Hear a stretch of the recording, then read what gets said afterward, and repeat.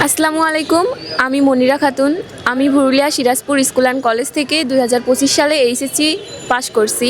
আমি 25-26 সেশনে ঢাকা ইউনিভার্সিটির ফিলোসফি ডিপার্টমেন্টে অধ্যয়নরত আছি। আমি যদি আমার অ্যাডমিশন জার্নিটা শেয়ার করি, আমার অ্যাডমিশনের পেছনে আমার মহান আল্লাহ তাআলার রহমত, আমার আব্বু আম্মুর দোয়া এবং আমার স্কুল কলেজ এবং অ্যাডমিশনে সকল টিচারদের অক্লান্ত পরিশ্রম, আমার চেষ্টা, এগুলাই আমার অ্যাডমিশন জার্নিতে সবচেয়ে বেশি কাজে লেগেছে।